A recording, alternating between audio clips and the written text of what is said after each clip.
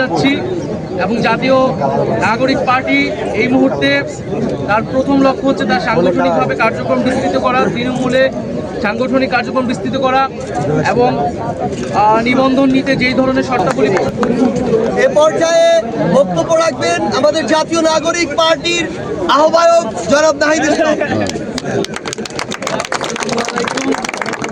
আজকে নাগরিক পার্টি এনসিপির প্রথম কর্মসূচি হিসেবে আমরা জাতীয় স্মৃতিসৌধে স্বাধীনতা সংগ্রামের বীর শহীদদের শ্রদ্ধাঞ্জলি দিতে এসেছি।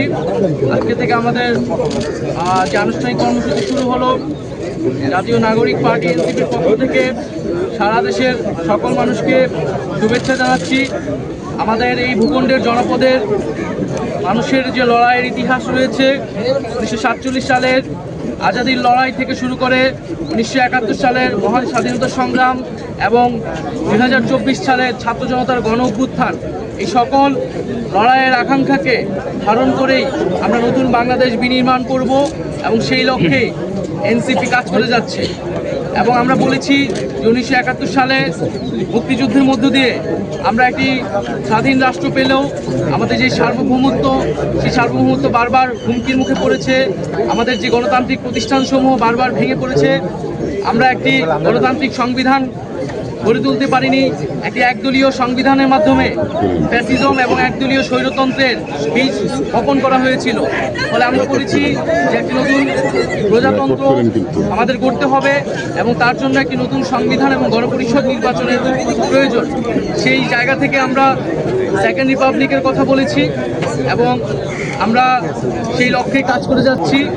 এবং জাতীয় নাগরিক পার্টি এই মুহূর্তে তার প্রথম লক্ষ্য হচ্ছে তার সাংগঠনিকভাবে কার্যক্রম বিস্তৃত করা, তৃণমূলে সাংগঠনিক কার্যক্রম বিস্তৃত করা এবং নিবন্ধন নিতে যেই ধরনের শর্তাবলী পূরণ করতে হয় সেই শর্তাবলী পূরণ করার দ্রুত সময়ের মধ্যে পূরণ করে আমরা নিবন্ধন কার্যক্রম আগাবো।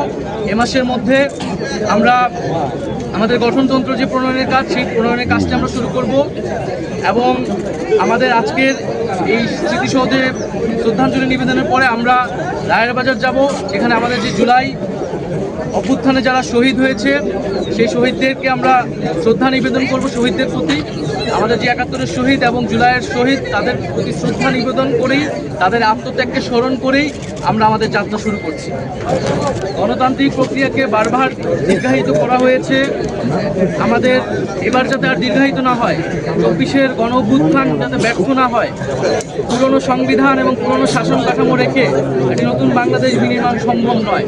কেবলমাত্র সরকার পরিবর্তন করেই আমরা কিন্তু আমাদের জনগণের যেই কল্যাণ সেটি সম্ভব নয়, প্রকৃত গণতন্ত্র বাস্তবায়ন সম্ভব নয়।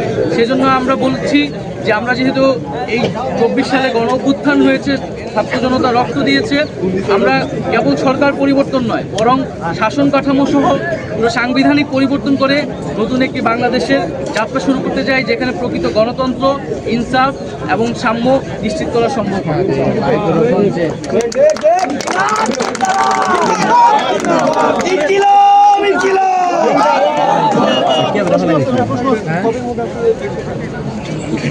আমরা জুলাই গণঅভ্যুত্থানে সংগঠিত যে গণহত্যা, সেই গণহত্যার বিচার দ্রুত সময়ের মধ্যে কার্যকর করতে চাই এবং বিচারিক প্রক্রিয়ার মাধ্যমে আওয়ামী লীগের রাজনৈতিক ফয়সালা এই বাংলার মাটিতে করতে হবে। অভ্যুত্থানে আমাদের প্রতিশ্রুতি ছিল যে যারা এই হত্যাকাণ্ডের সাথে জড়িত এবং যারা গত 15 বছরে নানা ধরনের জুলুম করেছে, তাদের বিচার এই বাংলার মাটিতে হতে হবে। এবং আমরা অন্তর্বর্তী সরকারের প্রতিও আহ্বান থাকবে, দ্রুত সময়ের মধ্যেই এই বিচার বাংলাদেশের মানুষ দেখতে চায় এবং বিচারের পরে যে সংস্কার কার্যক্রম, জাতীয় ঐক্যমত্য যে কমিশন রয়েছে, দ্রুত জাতীয় সংলাপে গিয়ে আমাদের যে জুলাই সনদ এবং যে জুলাই ঘোষণাপত্র, তার দ্রুত বাস্তবায়ন আমরা দেখতে চাই।